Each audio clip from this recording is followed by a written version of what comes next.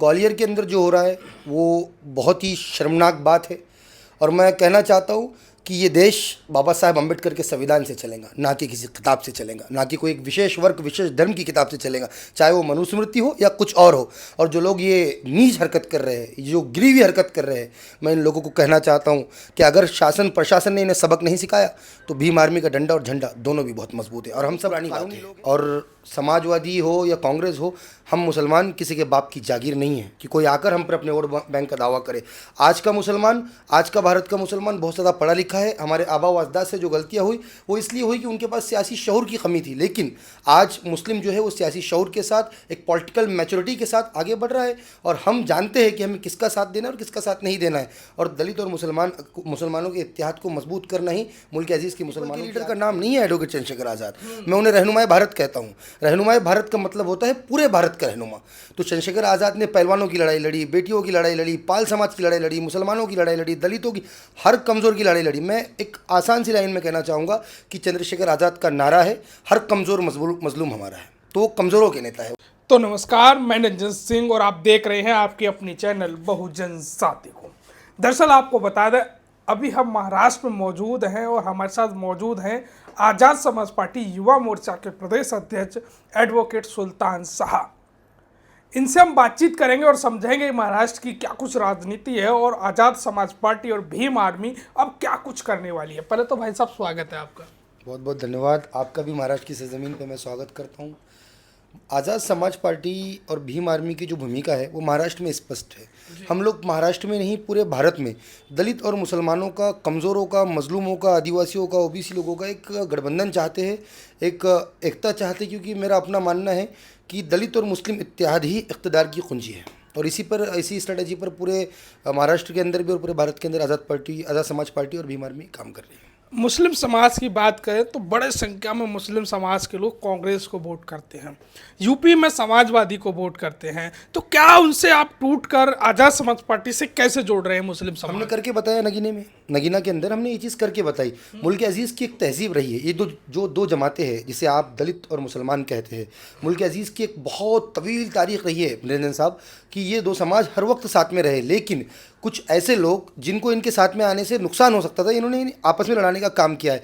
और जैसे कि आपने कहा कांग्रेस और समाजवादी, तो वो पुरानी बात है। और समाजवादी हो या कांग्रेस हो, हम मुसलमान किसी के बाप की जागीर नहीं है कि कोई आकर हम पर अपने वोट बैंक का दावा करे। आज का मुसलमान, आज का भारत का मुसलमान बहुत ज़्यादा पढ़ा लिखा है। हमारे आबा व अजदाद से जो गलतियाँ हुई वो इसलिए हुई कि उनके पास सियासी शऊर की कमी थी। लेकिन आज मुस्लिम जो है वो सियासी शऊर के साथ, एक पॉलिटिकल मैच्योरिटी के साथ आगे बढ़ रहा है। और हम जानते हैं कि हमें किसका साथ देना है और किसका साथ नहीं देना है। और दलित और मुसलमानों के इत्तेहाद को मजबूत करना ही मुल्क अजीज़ के मुसलमानों की आज पहली ख्वाहिश है। आप चंद्रशेखर आज़ाद से क्यों जुड़े? भाई, चंद्रशेखर आज़ाद से जुड़ने का एक ख़ास मकसद था कि मैंने उनकी आंखों में दर्द देखा है। मैंने उनके आंखों में, उनके दिल में मजलूमों के लिए दर्द देखा है। वो बिल्किस बानो के लिए रोते हुए मैंने उन्हें देखा है। वो तो दलितों के नेता है ना। कौन कहता है? लोग मीडिया चलाती है कि दलितों के नेता है। और सिर्फ ये पर्टिकुलर ग्रुप ऑफ पीपल के लीडर का नाम नहीं है एडवोकेट चंद्रशेखर आज़ाद।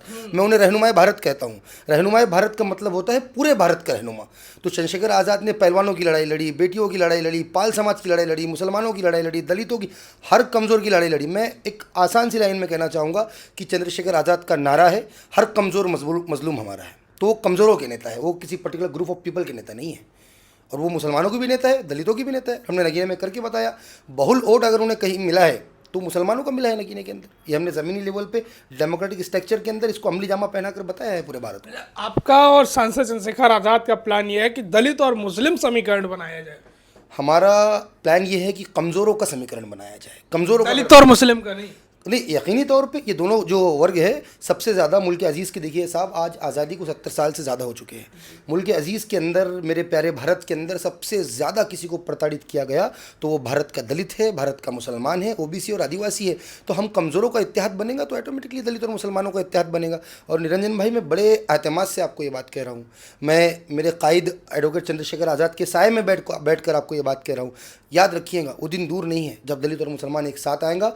और वो भी दिन दूर नहीं है कि दिल्ली की कुर्सी पे हम में से कोई बैठेगा। हम में से बैठेगा या सांसद चंद्रशेखर आज़ाद को? यकीनी तौर पे हमारे नेता है, हमारे कायद रहनुमाए भारत एडवोकेट चंद्रशेखर आज़ाद ही दिल्ली की कुर्सी के हकदार है।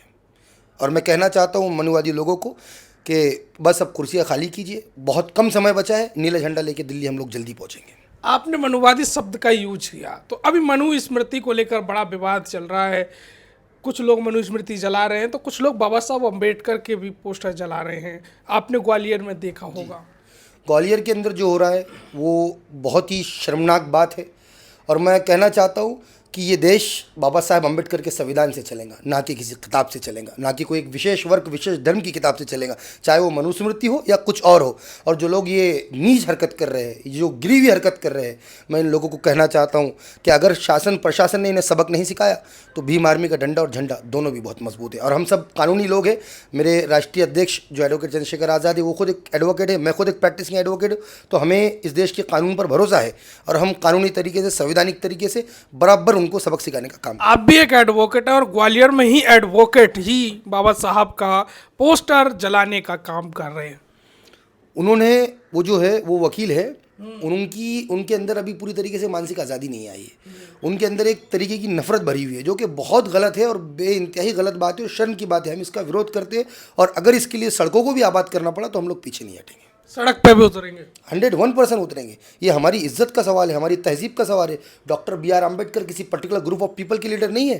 डॉक्टर बी आर अम्बेडकर मुसलमानों के भी नेता है। डॉक्टर बी आर अम्बेडकर कमजोरों के नेता है। डॉक्टर बी आर अम्बेडकर ने हमें संविधान दिया है, राइट टू प्राइवेसी दी है, राइट टू प्रोटेस्ट दिया है, राइट टू स्पीच दी है। आज मैं मुल्क अजीज़ के अंदर अगर खुले तौर पर अपनी मस्जिद में जाकर नमाज़ पढ़ पाता हूँ तो ये बाबा साहब अम्बेडकर ने जो राइट टू रिलीजन मुझे दिया है संविधान के अंदर, इस भारतीय संविधान के अंदर, ये उसी की वजह से मुमकिन हो पाया है ना, कि आज मुझे संविधान इजाज़त देता है कि मैं खुले में जाकर अपनी इबादत करता हूँ।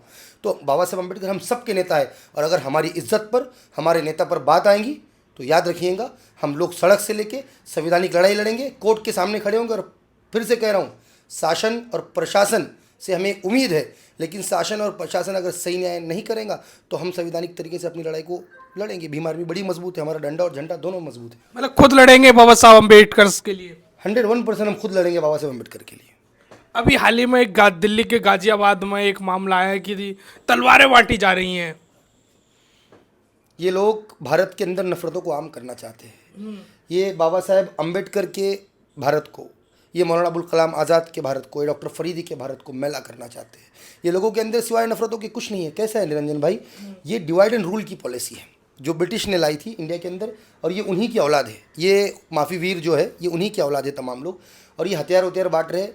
मैं इतना कहूँगा कि हम कलम को मानने वाले लोग हैं, हम बाबा साहब के सिपाही हैं। हम किताब बांटेंगे, हम कलम बांटेंगे, हम हर वार का जवाब फूल से देंगे।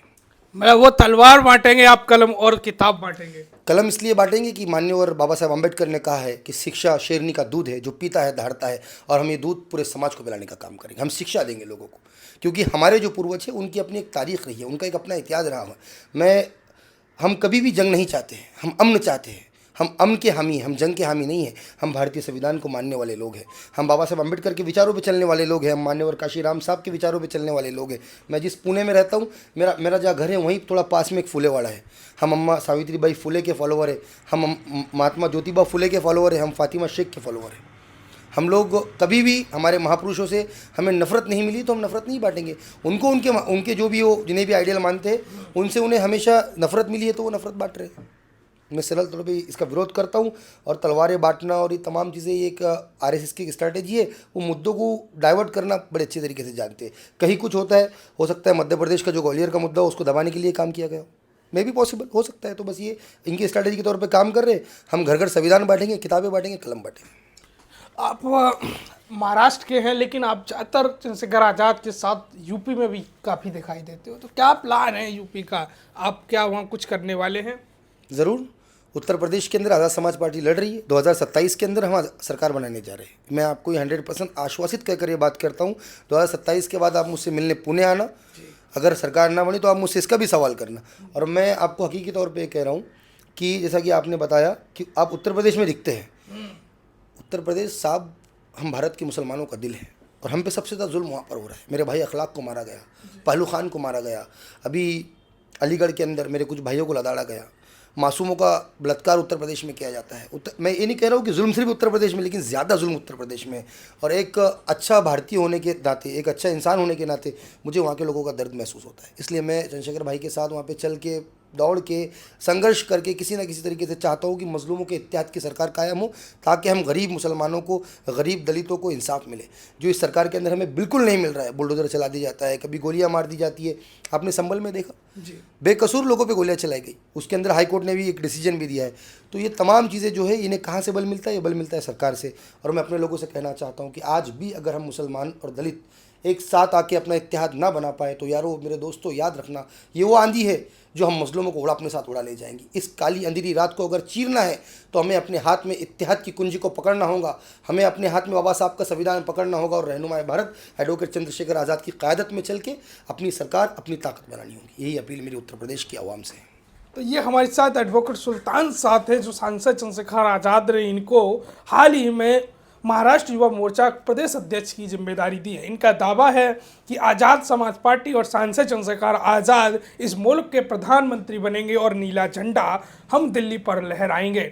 साथ ही सांसद चंद्रशेखर आज़ाद उत्तर प्रदेश के 27 में बड़े मजबूत दावेदार सीएम के होंगे, और दलित मुस्लिम का समीकरण है वो उत्तर प्रदेश की गद्दी तक सांसद चंद्रशेखर आज़ाद को पहुंचाने का काम करेगा। इस पूरी खबर पर आपकी क्या कुछ प्रतिक्रिया है, हमें कमेंट बॉक्स में जरूर दें। वीडियो को शेयर जरूर करें। वीडियो अंत तक देखने के लिए आप सभी का बहुत बहुत धन्यवाद।